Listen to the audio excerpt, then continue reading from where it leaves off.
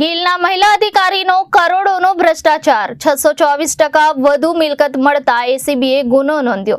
આવક 65,31,000ની સામે 4,73,15,000 કરતા વધુની સ્થાવર અને જંગમ મિલકત છે।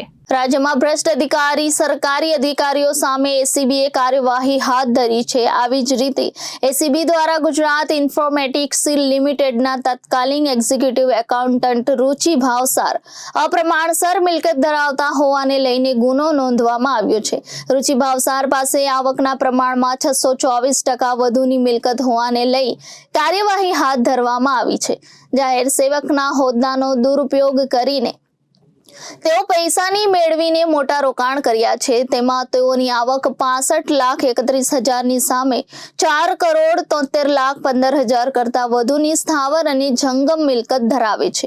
આમ તેઓ આવકના પ્રમાણમાં 4,07,83,000 કરતા વધારેની રકમની વધુ મિલકત ધરાવે છે। ગુજરાત ઇન્ફોર્મેટિક્સ લિમિટેડ જે ગુજરાત સરકારે બનાવેલી કંપની છે, જે આઈટીને પ્રમોટ કરવા માટેની, તેમાં એક્ઝિક્યુટિવ એકાઉન્ટન્ટ તરીકે નોકરી કરતા શ્રીમતી રુચિ ભાવસારે વર્ષ 2017 થી 2022ના સમયગાળા દરમિયાન તેઓને કાયદેસરની આવક 65,31,380 ના સામે 4,73,15,255 નું સ્થાવર જંગમ મિલકતમાં રોકાણ અને ખર્ચ કરીને તેણીએ 4,07,83,875 રૂપિયાનો અપ્રમાણસર મિલકત વસાવ્યા અંગેનો ગુનો આજરોજ એસીબીએ દાખલ કર્યો છે।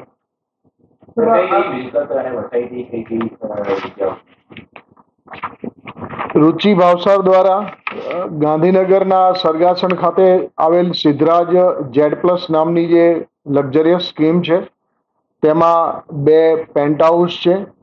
આ ઉપરાંત કોબા ગાંધીનગર ખાતે મનોરમ્ય રિટ્રીટમાં તેણીનો એક રહેણાંકનો 375 ચોરસ વારનો પ્લોટ છે। આ ઉપરાંત તેણી પાસે 2 સ્કોડા કાર અને 2 હોન્ડાની i10 અને i20 કાર તેણે વસાવેલી છે। આ ઉપરાંત તેઓએ ફિક્સ ડિપોઝિટ અને અન્ય મ્યુચ્યુઅલ ફંડમાં રોકાણો કરેલા છે। કઈ રીતે આ ભ્રષ્ટાચાર કર્યો, શેમાંથી મેળવ્યા છે ભ્રષ્ટાચાર? ગુજરાત ઇન્ફોર્મેટિક્સ લિમિટેડ એ રાજ્યમાં જે આઈટીના સાધનોની ખરીદી થતી હોય એની એક નોડલ એજન્સી છે। આનું જે પેમેન્ટ કરવાનું આવે તેમાં તેણી એકાઉન્ટન્ટ તરીકે હતા ત્યારે પોતે ખોટા બિલો રજૂ કરી અને તે પેમેન્ટ લેતા હતા અને આખરે ફોરેન્સિક ઓડિટ થતા આ આખો પ્રકરણ બહાર આવેલું અને તેમાં તેણીએ પોતાને જે સત્તા મળેલી અને એના સત્તાની રૂએ જે દુરુપયોગ કરી અને જે મિલકતો વસાવેલી હતી તે સંબંધે પીસી એક્ટ મુજબ એસીબીએ પ્રાથમિક તપાસ કરેલી અને તેના અંતે તેની વિરુદ્ધ આ પ્રમાણસર મિલકતનો ગુનો નોંધાયો છે। આ જે ફરિયાદ છે અત્યારે અમારા પોલીસ ઇન્સ્પેક્ટર ડીબી મહેતા તેઓ પ્રાથમિક તપાસ કરતા હતા અને તેઓએ આ ફરિયાદ નોંધાવેલી છે અને હવે આગળની તપાસ ગાંધીનગર એકમના મદદનીશ નિયામક શ્રી AK પરમારના સુપરવિઝન હેઠળ શ્રી MM સોલંકી પોલીસ ઇન્સ્પેક્ટરને સોંપવામાં આવેલી છે।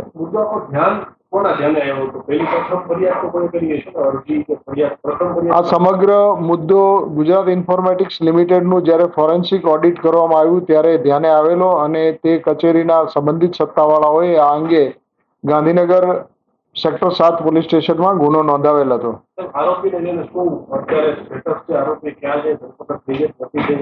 આરોપીની જે તે વખતે સેક્ટર 7 પોલીસ સ્ટેશનના ગુનામાં ધરપકડ કરવામાં આવેલી હતી અને હાલ નામદાર હાઈકોર્ટથી બેલ આઉટ છે।